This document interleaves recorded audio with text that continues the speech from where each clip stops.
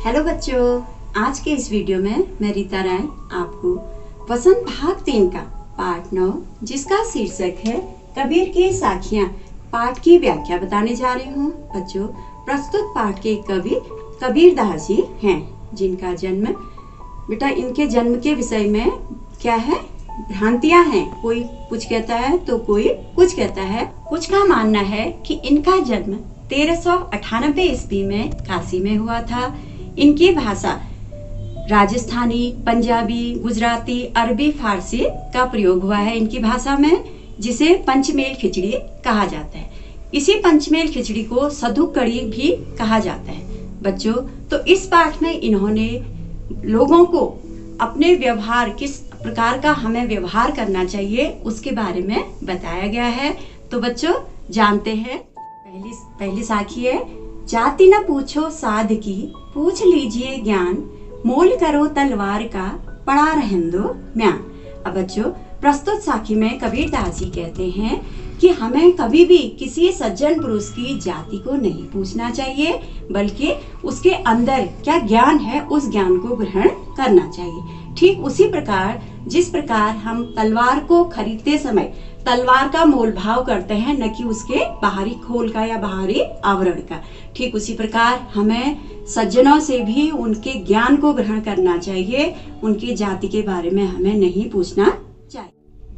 अब दूसरा है, आवत ग्यारी एक है, उल्टत होय अनेक, कहा कबीर नहीं उलटिए, वही एक की एक। अब इसमें क्या कह रहे हैं कबीरदास जी कि अगर बेटा जब कोई एक हमें गाली देता है, तो अगर हम उसका उत्तर नहीं देते हैं तो वही एक की एक ही बने रहती है। लेकिन अगर जब हम उसी गाली का उत्तर देते हैं तो वो क्या हो जाती है, एक की अनेक बन जाती है। अब जैसे क्या होता है, कोई हमसे जब झगड़ा करता है तो वो हमें क्या करता है, अपशब्द या खराब बोलता है। अगर हम उसका उत्तर नहीं देंगे तो वो वहीं पे चुप हो जाता है। लेकिन जब हम उसका उत्तर देते हैं तो एक की कितनी बन जाती है, अनेक गालियां बन जाती है। तो इसलिए कबीरदास जी ने कहा है, कभी भी हमें किसी के बुरी बातों का उसका उत्तर नहीं देना चाहिए। अब अगला है बेटा, माला तो करी मई फिरई, जीवी फिरई मुख माही, मनुआ तो दहु दिश फिरई, यह तो सुमिरन नाही। अब इसमें क्या कहा कबीरदास जी ने, माला तो क्या है, हाथ में फेरी जाती है, और जीभ हमारे क्या है, मुंह में फिरती है, और मन जो है चारों दिशाओं में घूमता है। तो यह जो है ईश्वर का सुमिरन नहीं है। मतलब कहने का तात्पर्य यह है कि जब हम ईश्वर के पास बैठते हैं बेटा, माला भी फेरते हैं, और क्या होता है, हमारी जीभ भी राम राम राम राम राम राम कहते रहती है, लेकिन मन का क्या होता है, हमारा कहीं और ही होता है, कहीं घूमता रहता है, आज हमें वो करना है या ये करना है। तो तब कबीरदास जी कहते हैं यह ईश्वर का ध्यान नहीं है। अगर ईश्वर का ध्यान हमें करना है तो हमें क्या करना पड़ेगा, अपने मन को क्या करना पड़ेगा, एकाग्र चित्त करना पड़ेगा, और भगवान की ओर उसको लगाना पड़ेगा। तब तो सुमिरन होगा, तब भगवान का नाम होगा, नहीं तो नहीं कहा जाएगा भगवान का सुमिरन। अब अगली पंक्तियों में कबीरदास जी कह रहे हैं कि कबीर घास न निंदिए, जो पाँव तली होए, उड़े पड़ई जब आँख में, खरी दुहेलिए होए। अब क्या कहा उन्होंने कि कबीरदास जी कहते हैं कि हमें कभी भी घास की भी निंदा नहीं करनी चाहिए, क्योंकि क्या होता है बेटा, जब वो हमारी आंख में पड़ जाता है तो वह बहुत ही कष्टकारी होता है।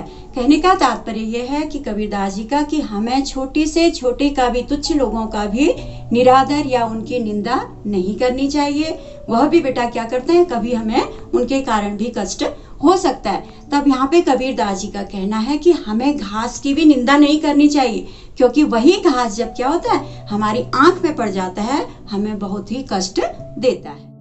अब अगली पंक्तियां है बेटा, लास्ट पंक्तियां हैं, जग में बैरी कोई नहीं, जो मन शीतल होए, या आपा को डारी दे, दया करे सब कोई। अब यहाँ पे कबीरदास जी का कहना है कि जग में बैरी कोई नहीं। अगर बेटा हम किसी का बुरा नहीं कर रहे हैं, किसी के लिए कोई खराब काम नहीं कर रहे हैं, तो संसार में भी हमारा कोई दुश्मन नहीं होता है।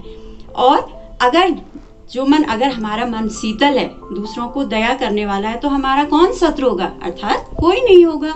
तो या आपा को डांट दे, अगर हम अपने अहंकार के, हमारे अंदर जो भीतर अहंकार होता है, उस अहंकार को अगर हम जब त्याग देते हैं तो सभी हमारे क्या हो जाते हैं, मित्र बन जाते हैं। और तभी यहाँ पे कबीर दास जी का कहना भी यही है बेटा कि हमें भी कभी भी क्या करना चाहिए, अपने अंदर अपने भीतर के अहंकार को त्याग कर लोगों पर दया करनी चाहिए। अगर जब हम ऐसा करेंगे तो इस संसार में हमारा कोई भी शत्रु नहीं होगा। तो बच्चों, हमने प्रस्तुत साखियों से सीखा कि हमें कभी भी क्या करना है, सज्जनों की जाति को नहीं पूछना है, उनके ज्ञान को ग्रहण करना है और भगवान का सुमिरन हमें केवल माला जप कर नहीं करना है, बल्कि एकाग्रचित्त होकर करना है। और बेटा, किसी भी छोटी से छोटी वस्तु को भी तुच्छ नहीं समझना है। उसके अलावा और क्या करना है, हमें अपने भीतर के अहंकार को त्याग कर लोगों पर दया और प्रेम के व्यवहार करना है। तो अब मिलते हैं बेटा हम अगले वीडियो में, तब तक के लिए बाय बाय।